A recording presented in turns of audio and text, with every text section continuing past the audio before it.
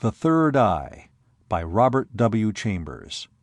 Recording by Mark Nelson. Although the man's back was turned toward me, I was uncomfortably conscious that he was watching me. How he could possibly be watching me while I stood directly behind him, I did not ask myself. Yet, nevertheless, instinct warned me that I was being inspected, that somehow or other the man was staring at me as steadily as though he and I had been face to face, and his faded, sea-green eyes were focused upon me. It was an odd sensation which persisted in spite of logic, and of which I could not rid myself. Yet the little waitress did not seem to share it. Perhaps she was not under his glassy inspection. But then, of course, I could not be either. No doubt the nervous tension incident to the expedition was making me supersensitive and even morbid. Our sailboat rode the shallow turquoise-tinted waters at anchor, rocking gently just off the snowy coral reef on which we were now camping.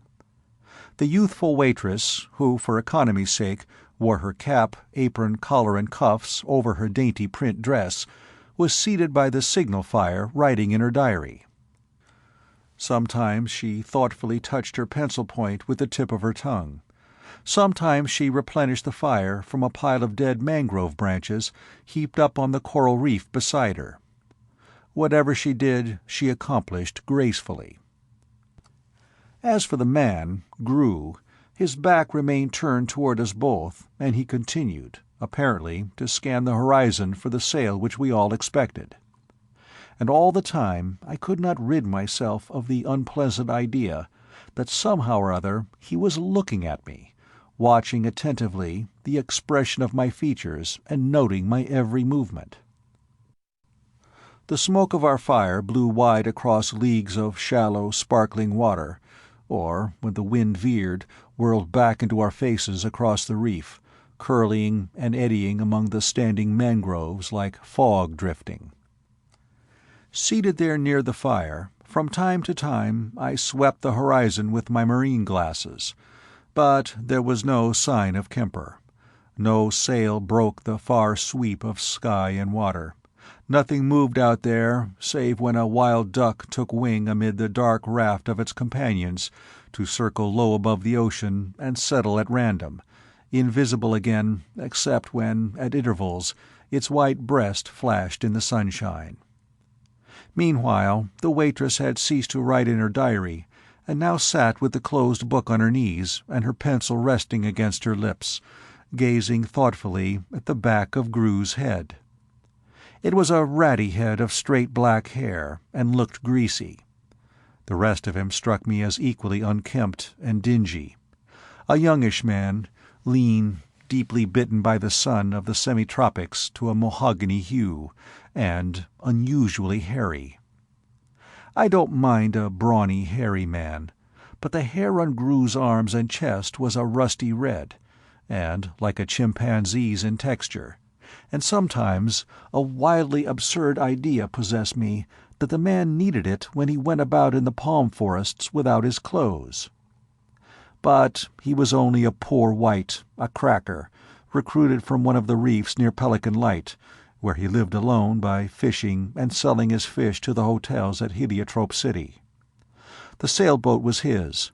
He figured as our official guide on this expedition, an expedition which already had begun to worry me a great deal.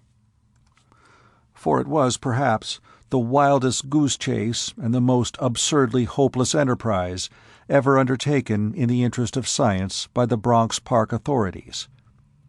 Nothing is more dreaded by scientists than ridicule, and it is in spite of this terror of ridicule that I summoned sufficient courage to organize an exploring party and start out in search of something so extraordinary, so hitherto unheard of, that I had not dared reveal to Kemper by letter the object of my quest.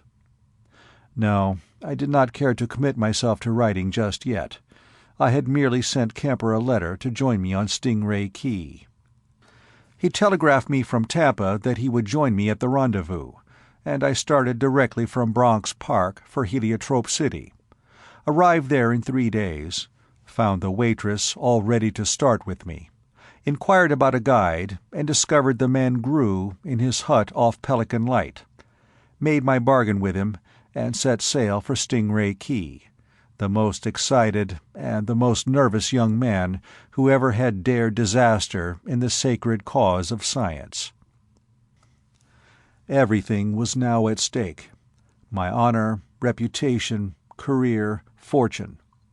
For, as chief of the Anthropological Field Survey Department of the Great Bronx Park Zoological Society, I was perfectly aware that no scientific reputation can survive ridicule. Nevertheless, the die had been cast, the Rubicon crossed in a sailboat containing one beachcombing cracker, one hotel waitress, a pile of camping kit and special utensils, and myself. How was I going to tell Kemper?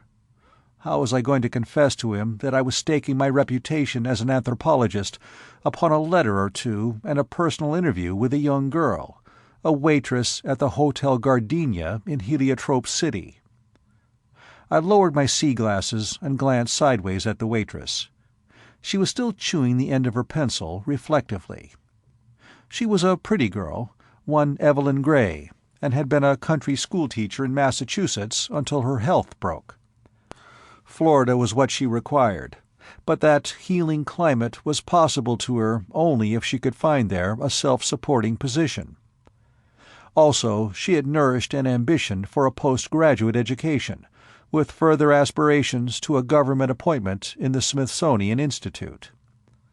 All very worthy, no doubt. In fact, particularly commendable, because the wages she saved as a waitress in a Florida hotel during the winter were her only means of support while studying for college examinations during the summer in Boston, where she lived. Yet, although she was an inmate of Massachusetts, her face and figure would have ornamented any light opera stage. I never looked at her, but I thought so, and her cuffs and apron merely accentuated the delusion. Such ankles are seldom seen when the curtain rises after the overture. Odd that frivolous thoughts could flit through an intellect dedicated only to science. The man, Grew, had not stirred from his survey of the Atlantic Ocean. He had a somewhat disturbing capacity for remaining motionless, like a stealthy and predatory bird, which depends on immobility for aggressive and defensive existence. The sea wind fluttered his cotton shirt and trousers and the tattered brim of his straw hat. And always I felt as though he were watching me out of the back of his ratty head, through the ravelled straw brim that sagged over his neck. The pretty waitress had now chewed the end of her pencil to a satisfactory pulp, and she was writing again in her diary, very intently, so that my cautious touch on her arm seemed to startle her. Meeting her inquiring eyes, I said in a low voice, "I am not sure why, but I don't seem to care very much for that man Grew. Do you?" She glanced at the water's edge, where Grew stood, immovable, his back still turned to us. "I never liked him," she said under her breath. "Why?" I asked cautiously. She merely shrugged her shoulders. She did it gracefully. I said, "Have you any particular reason for disliking him?" "He's dirty." "He looks dirty, yet every day he goes into the sea and swims about. He ought to be clean enough." She thought for a moment, then, "He seems, somehow, to be fundamentally unclean. I don't mean that he doesn't wash himself, but there are certain sorts of animals and birds and other creatures from which one instinctively shrinks, not perhaps because they are materially unclean." "I understand," I said. After a silence, I added, "Well, there's no chance now of sending him back, even if I were inclined to do so. He appears to be familiar with these latitudes. I don't suppose we could find a better man for our purpose, do you?" "No. He was a sponge fisher once, I believe." "Did he tell you so?" "No, but yesterday, when you took the boat and cruised to the south, I sat writing here and keeping up the fire, and I saw Gru climbing about among the mangroves over the water in a most uncanny way, and two snake-birds sat watching him, and they never moved. He didn't seem to see them. His back was toward them. And then, all at once, he leaped backward at them where they sat on the mangrove, and he got one of them by the neck." "What?" The girl nodded. "By the neck," she repeated, "and down they went into the water. And what do you suppose happened?" "I can't imagine," said I with a grimace. "Well, Gru went under, still clutching the squirming, flapping bird, and he stayed under." "Stayed under the water?" "Yes, longer than any sponge diver I ever heard of. And I was becoming frightened when the bloody bubbles and feathers began to come up." "What was he doing under the water?" "He must have been tearing the bird to pieces. Oh, it was quite unpleasant, I assure you, Mr. Smith. And when he came up and looked at me out of those very vitreous eyes, he resembled something horridly amphibious. And I felt rather sick and dizzy." "He's got to stop that sort of thing," I said angrily. "Snake-birds are harmless, and I won't have him killing them in that barbarous fashion. I've warned him already to let birds alone. I don't know how he catches them or why he kills them, but he seems to have a mania for doing it." I was interrupted by Gru's soft and rather pleasant voice from the water's edge, announcing a sail on the horizon. He did not turn when speaking. The next moment I made out the sail and focused my glasses on it. "It's Professor Kemper," I announced presently. "I'm so glad," remarked Evelyn Gray. I don't know why it should have suddenly occurred to me, apropos of nothing, that Billy Kemper was unusually handsome. Or why I should have turned and looked at the pretty waitress, except that she was, perhaps, worth gazing upon from a purely non-scientific point of view. In fact, to a man not entirely absorbed in scientific research, and not passionately and irrevocably wedded to his profession, her violet blue eyes and rather sweet mouth might have proved disturbing. As I was thinking about this, she looked up at me and smiled.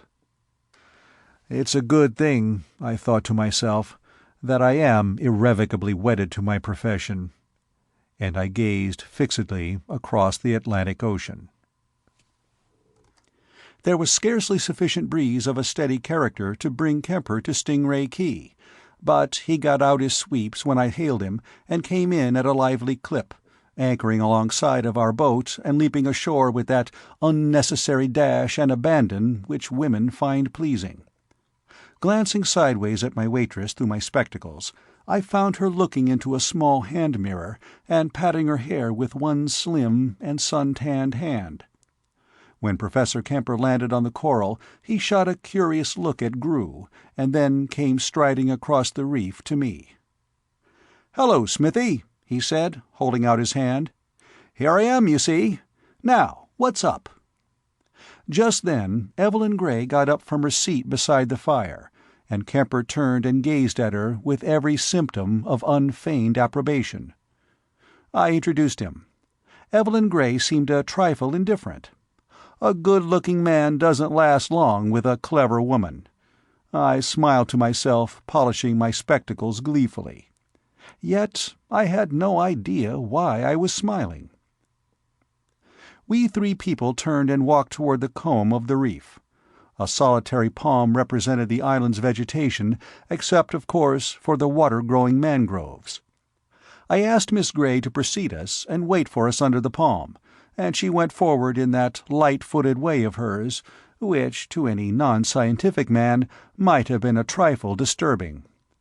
It had no effect upon me.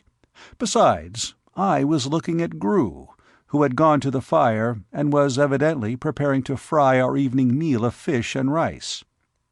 I didn't like to have him cook, but I wasn't going to do it myself. And my pretty waitress didn't know how to cook anything more complicated than beans. We had no beans. Kemper said to me, "Why on earth did you bring a waitress?" "Not to wait on table," I replied, amused. "I'll explain her later. Meanwhile, I merely want to say that you need not remain with this expedition if you don't want to. It's optional with you." "That's a funny thing to say." "No, not funny. Sad. The truth is that if I fail, I'll be driven into obscurity by the ridicule of my brother scientists the world over. I had to tell them at the Bronx what I was going after. Every man connected with the society attempted to dissuade me, saying that the whole thing was absurd and that my reputation would suffer if I engaged in such a ridiculous quest. So when you hear what that girl and I are after out here in the semi-tropics, and when you're in possession of the only evidence I have to justify my credulity, if you want to go home, go, because I don't wish to risk your reputation as a scientist unless you choose to risk it yourself." He regarded me curiously. Then his eyes strayed toward the palm tree, which Evelyn Gray was now approaching. "All right," he said briefly. "Let's hear what's up." So we moved forward to rejoin the girl, who had already seated herself under the tree. She looked very attractive in her neat cuffs, tiny cap, and pink print gown as we approached her. "Why does she dress that way?" asked Kemper uneasily. "Economy. She desires to use up the habiliments of a service which there will be no necessity for her to re-enter if this expedition proves successful." "Oh. But, Smithy—" "What?" "Was it moral to bring a waitress?" "Perfectly," I replied sharply. "Science knows no sex." "I don't understand how a waitress can be scientific," he muttered, "and there seems to be no question about her possessing plenty of sex." "If that girl's conclusions are warranted," I interrupted coldly, "she is a most intelligent and clever person. I think they are warranted. If you don't, you may go home as soon as you like." I glanced at him. He was smiling at her with that strained politeness which alters the natural expression of men in the imminence of a conversation with a new and pretty woman. I often wonder what particular combination of facial muscles are brought into play when that politely receptive expression transforms the normal and masculine features into a fixed simper. When Kemper and I seated ourselves, I calmly cut short the small talk in which he was already indulging, and to which, I am sorry to say, my pretty waitress was beginning to respond. I had scarcely thought it of her, but that's neither here nor there, and I invited her to recapitulate the circumstances which had resulted in our present foregathering here on this strip of coral in the Atlantic Ocean. She did so very modestly and without embarrassment, stating the case and reviewing the evidence so clearly and so simply that I could see how every word she uttered was not only amazing but also convincing Kemper. When she had ended, he asked a few questions very seriously. "Granted," he said, "that the pituitary gland represents what we assume it represents, how much faith is to be placed in the testimony of a Seminole Indian?" "A Seminole Indian," she replied, "has seldom or never been known to lie. And where a whole tribe testify alike the truth of what they assert cannot be questioned." "How did you make them talk? They are a sullen, suspicious people, haughty, uncommunicative, seldom even replying to an ordinary question from a white man." "They consider me one of them." "Why?" he asked in surprise. "I'll tell you why. It came about through a mere accident. I was waitress at the hotel. It happened to be my afternoon off, so I went down to the Coquina dock to study. I study in my leisure moments because I wish to fit myself for college examination." Her charming face became serious. She picked up the hem of her apron and continued to pleat it slowly and with precision as she talked.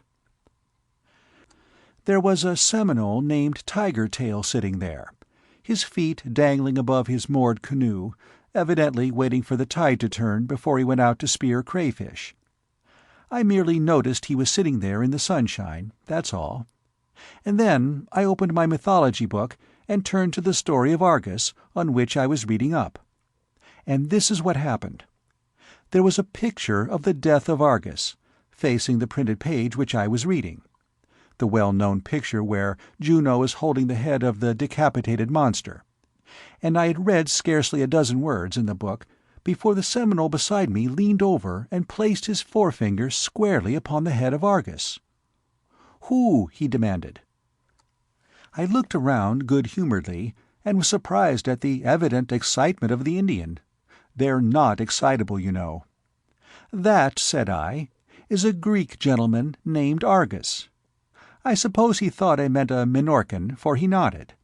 Then, without further comment, he placed his finger on Juno. "Who?" he inquired emphatically. I said flippantly, "Oh, that's only my Aunt Juno." "Auntie of you?" "Yes." "She kill 'em 3-eye?" Argus had been depicted with 3 eyes. "Yes," I said, "my Aunt Juno had Argus killed." "Why kill 'em?"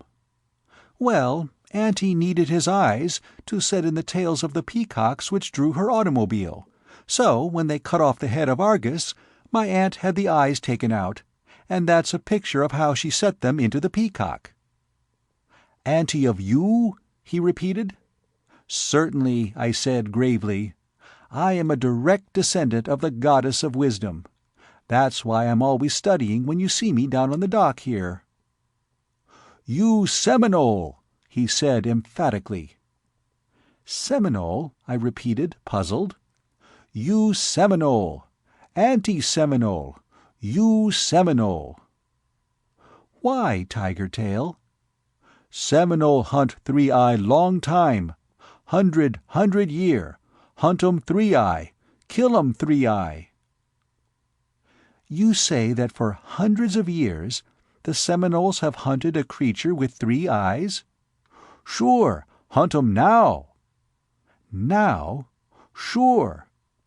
"But, Tiger Tail, if the legends of your people tell you that the Seminoles hunted a creature with 3 eyes hundreds of years ago, certainly no such 3-eyed creatures remain today."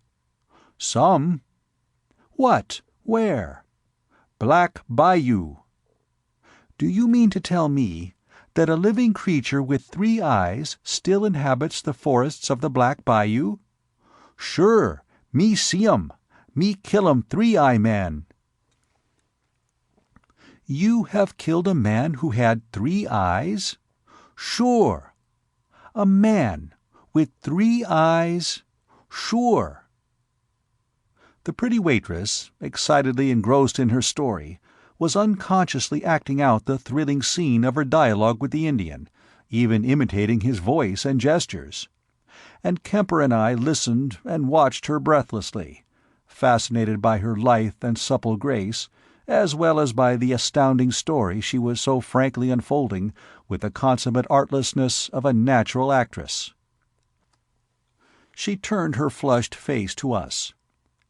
"I made up my mind," she said, "that Tiger Tail's story was worth investigating.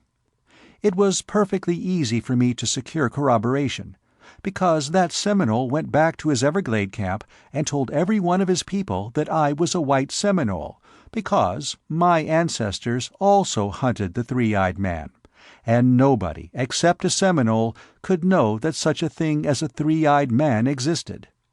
So the next afternoon off, I embarked in Tiger Tail's canoe and he took me to his camp. And there I talked to his people, men and women, questioning, listening, putting this and that together, trying to discover some foundation for their persistent statements concerning men still living in the jungles of Black Bayou who had 3 eyes instead of 2. All told the same story. all asserted that since the time their records ran the Seminoles had hunted and slain every three-eyed man they could catch, and that as long as the Seminoles had lived in the Everglades, the three-eyed men had lived in the forests beyond Black Bayou. She paused dramatically, cooling her cheeks in her palms and looking from Kemper to me with eyes made starry by excitement. "And what do you think?" she continued under her breath. "To prove what they said, they brought for my inspection a skull, and then two more skulls like the first one. Every skull had been painted with Spanish red, the coarse black hair still stuck to the scalps. And behind, just over where the pituitary gland is situated, was a hollow, bony orbit, unmistakably the socket of a third eye." "Where are those skulls?" demanded Kemper, in a voice not entirely under control. "They wouldn't part with one of them. I tried every possible persuasion. On my own responsibility, and even before I communicated with Mr. Smith," turning toward me, "I offered them $20,000 for a single skull, staking my word of honor that the Bronx Museum would pay that sum. It was useless. Not only do the Seminoles refuse to part with one of those skulls, but I have also learned that I am the first person with a white skin who has ever even heard of their existence. So profoundly have these red men of the Everglades guarded their secret through the centuries." After a silence, Kemper, rather pale, remarked, "This is a most astonishing business, Miss Gray." "What do you think about it?" I demanded. "Isn't that worthwhile for us to explore Black Bayou?" He nodded in a dazed sort of way, but his gaze remained riveted on the girl. Presently he said, "Why does Miss Gray go?" She turned in surprise. "Why am I going? But it is my discovery. My contribution to science, isn't it?" "Certainly," we exclaimed warmly and in unison. And Kemper added, "I was only thinking of the dangers and hardships. Smith and I could do the actual work." "Oh!" she cried in quick protest. "I wouldn't miss one moment of the excitement, one pain, one pang. I love it. It would simply break my heart not to share every chance, hazard, danger of this expedition, every atom of hope, excitement, despair, uncertainty. And the ultimate success, the unsurpassable thrill of exultation in the final instant of triumph."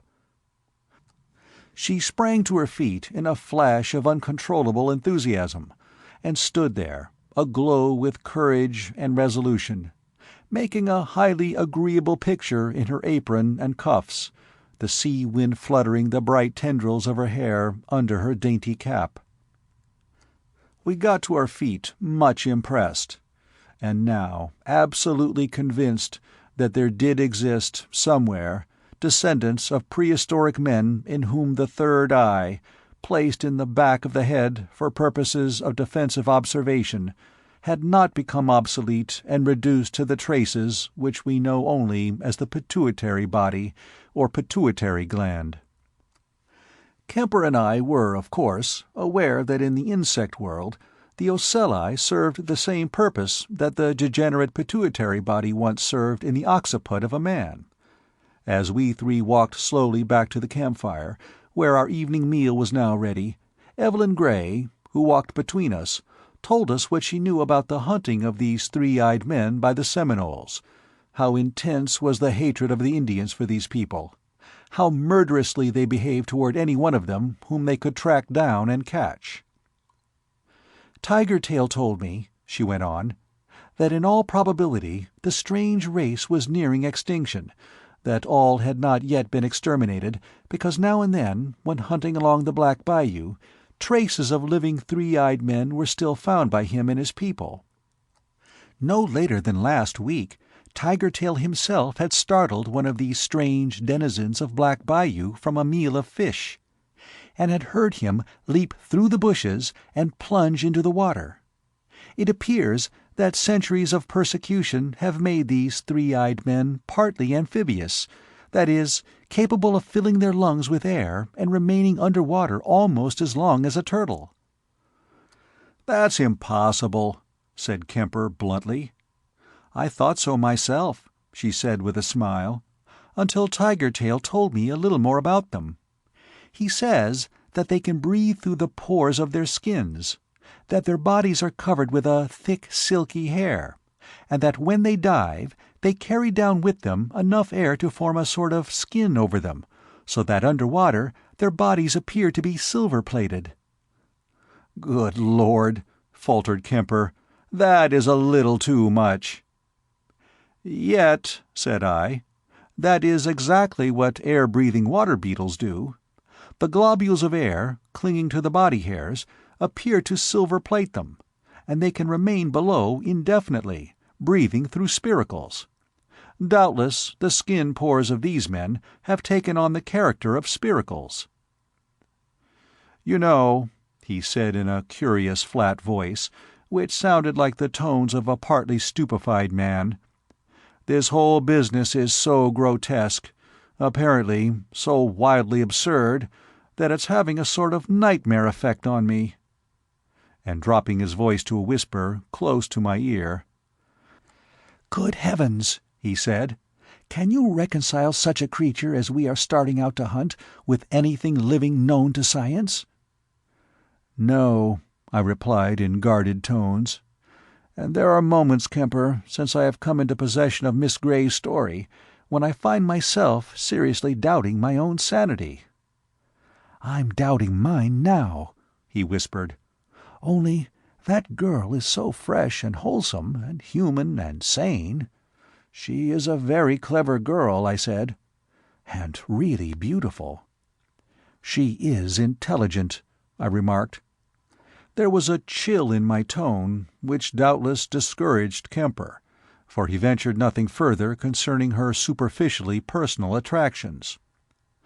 After all, if any questions of priority were to arise, the pretty waitress was my discovery, and in the scientific world it is an inflexible rule that he who first discovers any particular specimen of any species whatever is first entitled to describe and comment upon that specimen without interference or unsolicited advice from anybody.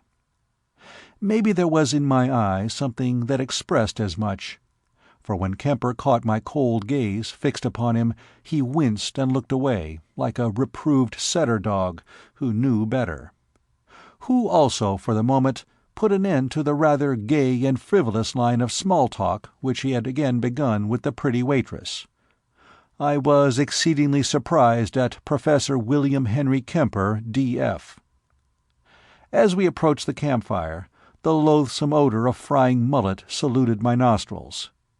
Kemper, glancing at Grew, said aside to me, "That's an odd-looking fellow. What is he, Minorcan?" "Oh, just a beachcomber.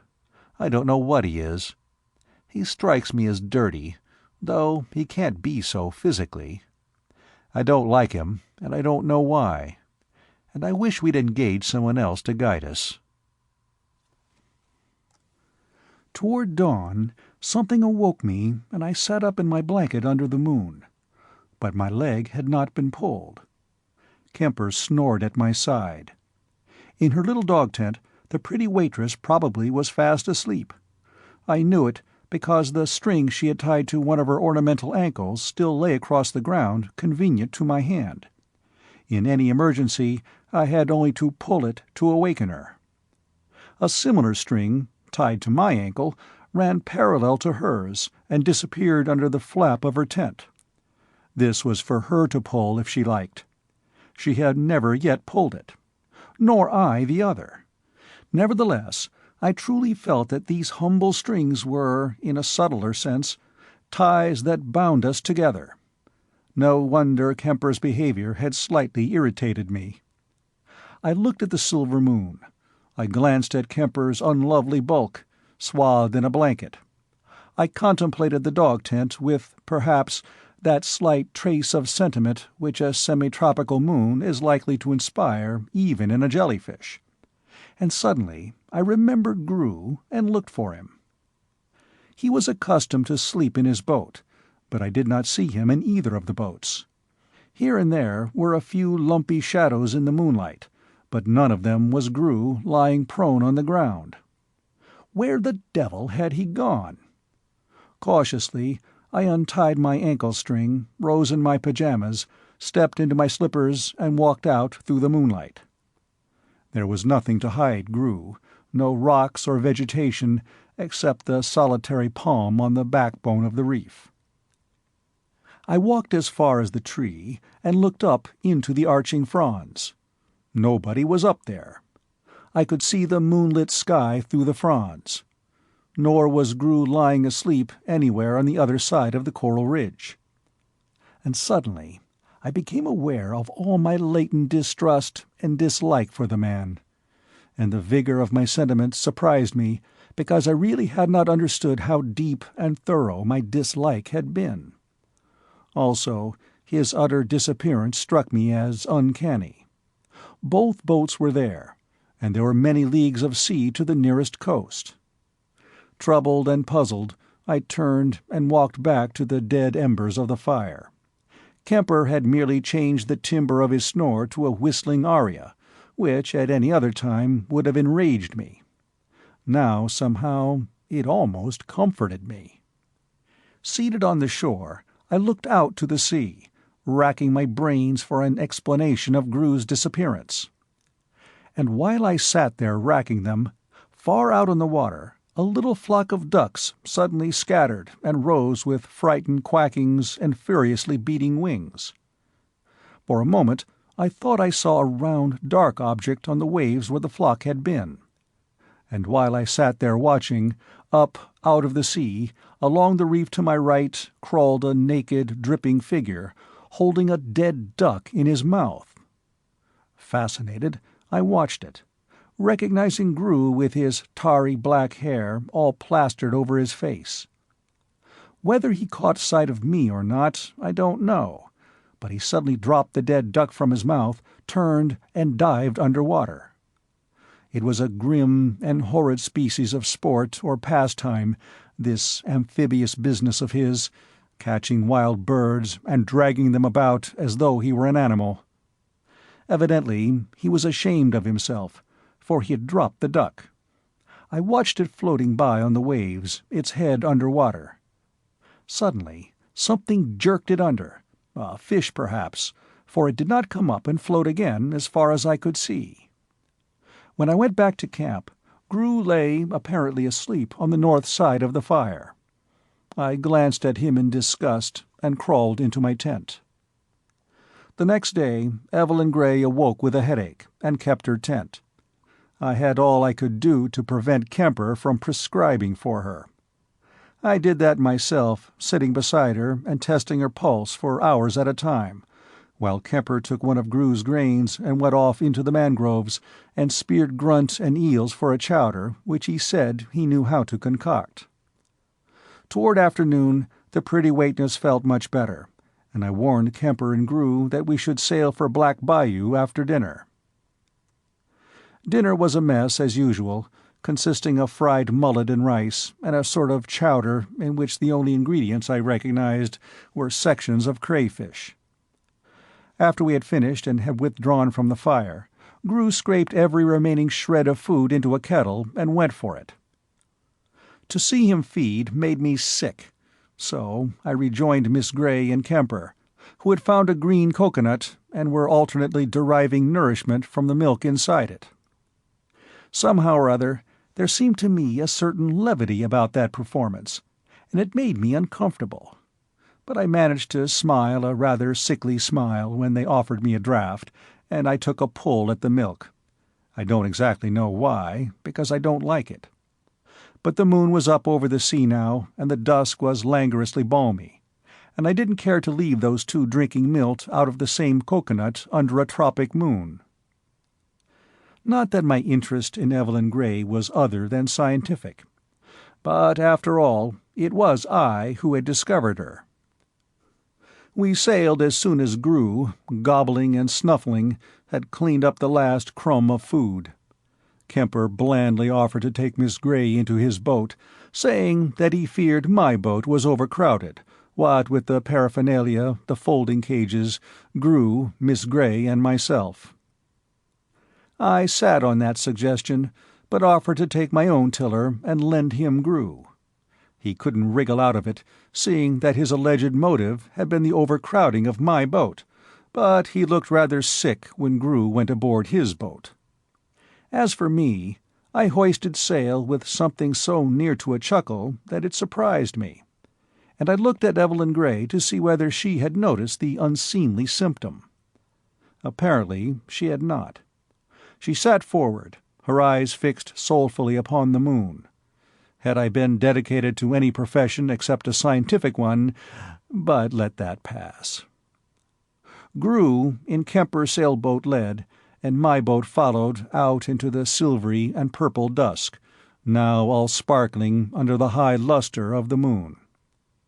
Dimly I saw vast rafts of wild duck part and swim leisurely away to port and starboard, leaving a glittering lane of water for us to sail through. Into the scintillant night from the sea sprang mullet, silvery, quivering, falling back into the wash with a splash. Here and there in the moonlight steered ominous black triangles, circling us, leading us, sheeting across bow and flashing wake, all phosphorescent with lambent sea fire, the fins of great sharks. "You need have no fear," I said to the pretty waitress. She said nothing. "Of course, if you are afraid," I added, "perhaps you might care to change your seat." There was no room in the stern where I sat. "Do you think there is any danger?" she asked. "From sharks?" "Yes." "Reaching up and biting you?" "Yes." "Oh, I don't really suppose there is," I said, managing to convey the idea, I am ashamed to say, that the catastrophe was a possibility. She came over and seated herself beside me. I was very much ashamed of myself, but I could not repress a triumphant glance ahead at the other boat, where Kemper sat huddled forward, evidently bored to extinction. Every now and then I could see him turn and crane his neck, as though in an effort to distinguish what was going on in our boat. There was nothing going on, absolutely nothing. The moon was magnificent, and I think the pretty waitress must have been a little tired, for her head drooped and nodded at moments, even while I was talking to her about a specimen of Euplectilla speciosa, on which I had written a monograph. So she must have been really tired, for the subject was interesting. "You won't incommode my operations with sheet and tiller," I said to her kindly, "if you care to rest your head against my shoulder." Evidently she was very tired, for she did so, and closed her eyes. After a while, fearing that she might fall over backward into the sea, but let that pass, I don't know whether or not Kemper could distinguish anything aboard our boat. He craned his head enough to twist it off his neck. To be so utterly, so blindly devoted to science is a great safeguard for a man. Single-mindedness, however, need not induce atrophy of every humane impulse. I drew the pretty waitress closer. Not that the night was cold, but it might become so. Changes in the tropics come swiftly.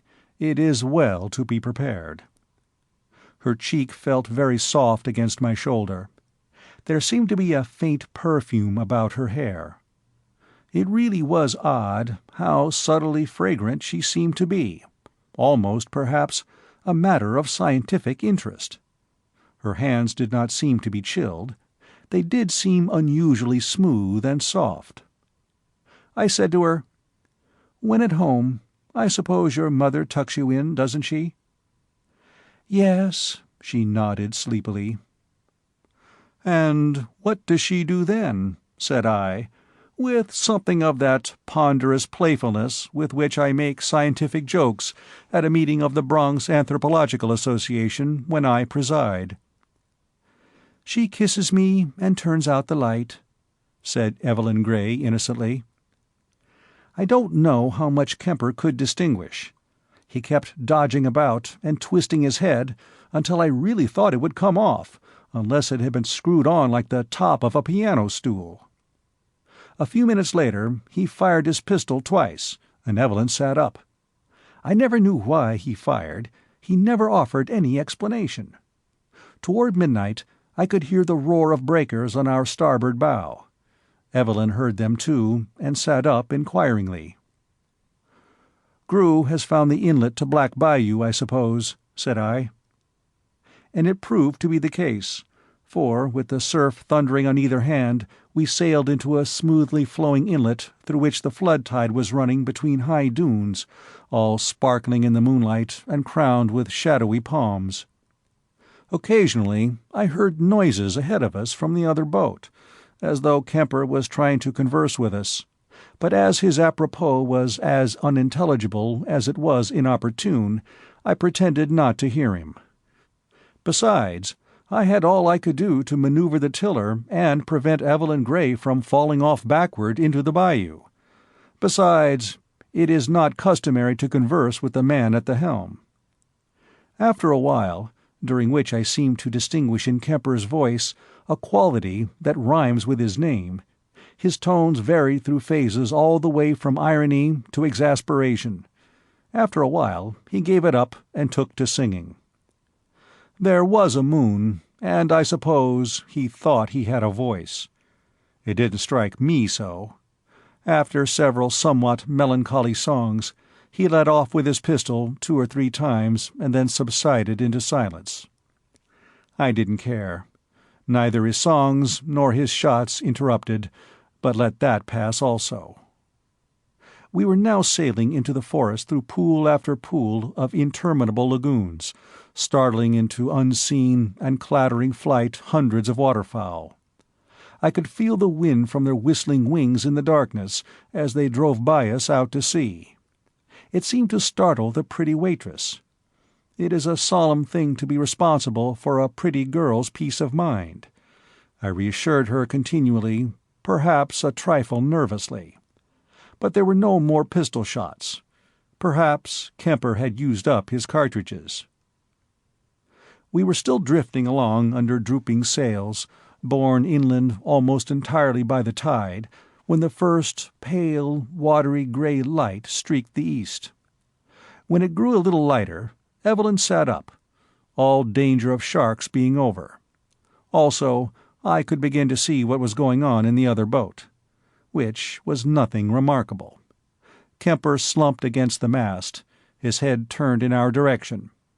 Grew sat at the helm, motionless, his tattered straw hat sagging on his neck. When the sun rose, I called out cheerily to Kemper, asking him how he had passed the night.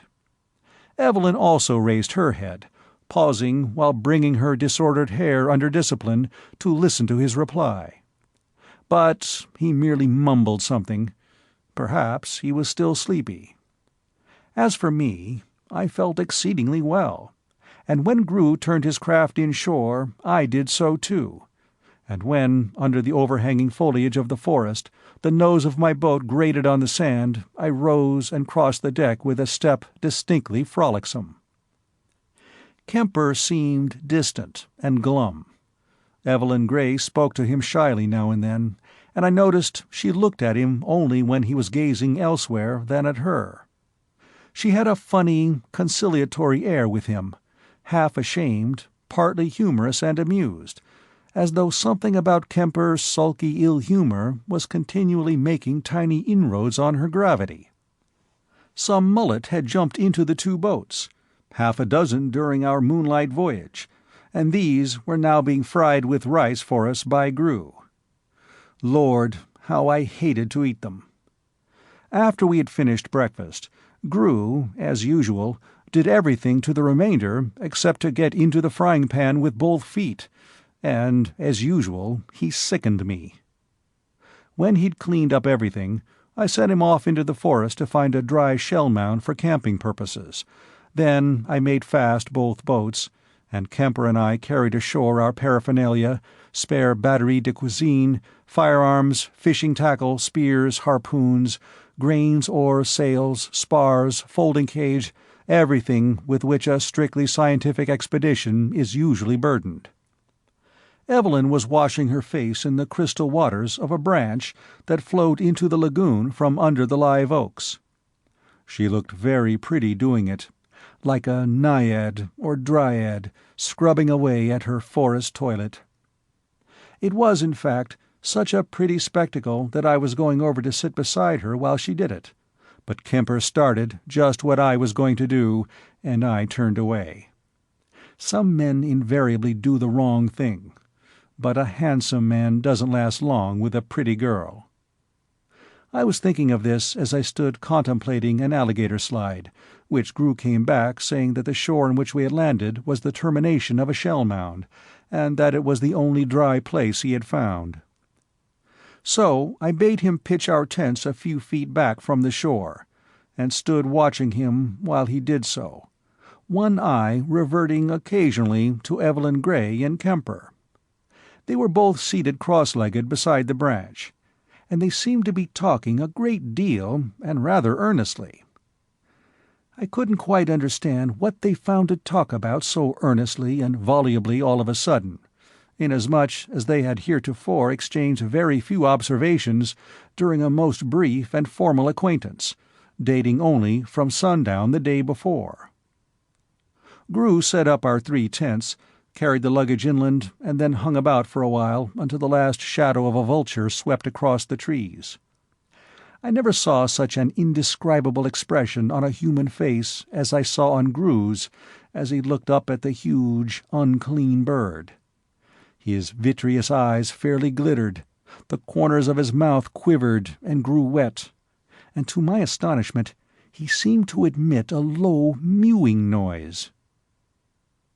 "What the devil are you doing?" I said impulsively, and in my amazement and disgust. He looked at me, his eyes still glittering, the corners of his mouth still wet, but the curious sounds had ceased. "What?" he asked. "Nothing. I thought you spoke." I didn't know what else to say. He made no reply. Once, when I had partly turned my head, I was aware that he was warily turning his to look at the vulture, which had alighted heavily on the ground near the entrails and heads of the mullet, where he had cast them on the dead leaves. I walked over to where Evelyn Gray and Kemper sat so busily conversing, and their volubility ceased as they glanced up and saw me approaching, which phenomenon both perplexed and displeased me. I said, "This is the Black Bayou Forest, and we have the most serious business of our lives before us. Suppose you and I start out, Kemper, and see if there are any traces of what we are after in the neighborhood of our camp." "Do you think it's safe to leave Miss Gray alone in camp?" he asked gravely. I hadn't thought of that. "No, of course not," I said. "Grew can stay." "I don't need anybody," she said quickly. "Anyway, I'm rather afraid of Grew." "Afraid of Grew?" I repeated. "Not exactly afraid, but he's unpleasant." "I'll remain with Miss Gray," said Kemper politely. "Oh," she exclaimed, "I couldn't ask that. It is true that I feel a little tired and nervous, but I can go with you and Mr. Smith and Grew." I surveyed Kemper in cold perplexity. As chief of the expedition, I couldn't very well offer to remain with Evelyn Gray, but I didn't propose that Kemper should either. "Take Grew," he suggested, "and look about the woods for a while. Perhaps after dinner Miss Gray may feel sufficiently rested to join us." "I am sure," she said, "that a few hours' rest in camp will set me on my feet. All I need is rest. I didn't sleep very soundly last night." I felt myself growing red, and I looked away from them both. "Oh," said Kemper in apparent surprise, "I thought you had slept soundly all night long." "Nobody," said I, "could have slept very pleasantly during that musical performance of yours." "Were you singing?" she asked innocently of Kemper. "He was singing when he wasn't firing off his pistol," I remarked. "No wonder you couldn't sleep with any satisfaction to yourself." Gru had disappeared into the forest. I stood watching for him to come out again. After a few minutes I heard a furious but distant noise of flapping. The others also heard it, and we listened in silence, wondering what it was. "It's Gru killing something," faltered Evelyn Gray, turning a trifle pale. "Confound it!" I exclaimed. "I'm going to stop that right now." Kemper rose and followed me as I started for the woods, but as we passed the beached boats, Gru appeared from among the trees. "Where have you been?" I demanded. "In the woods." "Doing what?" "Nothing." There was a bit of down here and there clinging to his cotton shirt and trousers, and one had caught and stuck at the corner of his mouth.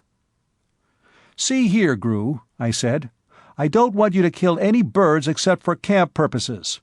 Why do you try to catch and kill birds?" "I don't." I stared at the man, and he stared back at me out of his glassy eyes. "You mean to say that you don't, somehow or other, manage to catch and kill birds?" "No, I don't." There was nothing further for me to say unless I gave him the lie. I didn't care to do that, needing his services. Evelyn Gray had come up to join us. There was a brief silence. We all stood looking at Gru, and he looked back at us out of his pale, washed-out, and unblinking eyes. "Gru," I said, "I haven't yet explained to you the object of this expedition to Black Bayou. Now I'll tell you what I want. But first, let me ask you a question or two. You know the Black Bayou Forest, don't you?" "Yes." "Did you ever see anything unusual in these forests?" "No." "Are you sure?" The man stared at us, one after another. Then he said, "What are you looking for in Black Bayou?" "Something very curious, very strange, very unusual. So strange and unusual, in fact, that the great Zoological Society of the Bronx in New York has sent me down here at the head of this expedition to search the forests of Black Bayou." "For what?" he demanded in a dull, accentless voice. "For a totally new species of human being, Gru. I wish to catch one and take it back to New York in that folding cage." His green eyes had grown narrow, as though sun-dazzled. Kemper had stepped behind us into the woods, and was now busy setting up the folding cage. Gru remained motionless. "I am going to offer you," I said, "the sum of $1,000 in gold, if you can guide us to a spot where we may see this hitherto unknown species, a creature which is apparently a man, but which has, in the back of his head, a third eye." I paused in amazement. Gru's cheeks had suddenly puffed out and were quivering, and from the corners of his slitted mouth he was emitting a whimpering sound like the noise made by a low circling pigeon. "Gru," I cried, "what's the matter with you?" "What is he doing?" screamed Gru, quivering from head to foot, but not turning around. "Who?" I cried. "The man behind me." "Professor Kemper, he's setting up the folding cage." With a screech that raised my hair, Gru whipped out his murderous knife and hurled himself backward at Kemper. But the latter shrank aside behind the partly erected cage, and Gru whirled around, snarling, hacking, and even biting at the wood frame and steel bars. And then occurred a thing so horrid that it sickened me to the pit of my stomach. For the man's sagging straw hat had fallen off, and there, in the back of his head, through the coarse, black, ratty hair, I saw a glassy eye glaring at me. "Kemper!" I shouted. "He's got a third eye! He's one of them! Knock him flat with your rifle stock!" And I seized a shotgun from the top of the baggage bundle on the ground beside me and leaped at Gru, aiming a terrific blow at him. but the glassy eye in the back of his head was watching me between the clotted strands of hair, and he dodged both Kemper and me, swinging his heavy knife in circles and glaring at us both out of the front and back of his head. Kemper seized him by his arm, but Gru's shirt came off, and I saw his entire body was as furry as an ape's. And all the while he was snapping at us and leaping hither and thither to avoid our blows. And from the corners of his puffed cheeks he whined and whimpered and mewed through the saliva foam. "Keep him from the water," I panted, following him with the clubbed shotgun, and as I advanced I almost stepped on a soiled heap of foulness, the dead buzzard which he had caught and worried to death with his teeth. Suddenly he threw his knife at my head, hurling it backward, dodged, screeched, and bounded by me toward the shore of the lagoon, where the pretty waitress was standing petrified. For one moment I thought he had her, but she picked up her skirts, ran for the nearest boat, and seized a harpoon. And in his fierce eagerness to catch her, he leaped clear over the boat and fell with a splash into the lagoon. As Kemper and I sprang aboard and looked over into the water, we could see him going down out of reach of a harpoon, and his body seemed to be silver-plated, flashing and glittering like a burnished eel, so completely did the skin of air envelop him, held there by the fur that covered him. And as he rested for a moment on the bottom, deep down through the clear waters of the lagoon where he lay prone, I could see, as the current stirred his long black hair, the third eye looking up at us, glassy, unwinking, horrible. A bubble or two, like globules of quicksilver, were detached from the burnished skin of air that clothed him, and he came glittering upward. Suddenly there was a flash, a flurrying cloud of blue mud, and Gru was gone. After a long while I turned around in the muteness of my despair, and slowly froze. For the pretty waitress, becomingly pale, was gathered in Kemper's arms, her cheek against his shoulder. Neither seemed to be aware of me. "Darling," he said in the imbecile voice of a man in love, "why do you tremble so when I am here to protect you? Don't you love and trust me?" "Oh, yes," she sighed, pressing her cheek closer to his shoulder. I shoved my hands into my pockets, passed them without noticing them, and stepped ashore. And there I sat down under a tree, with my back toward them, all alone and face to face with the greatest grief of my life. But which it was, the loss of her or the loss of Gru, I had not yet made up my mind. The End of The Third Eye.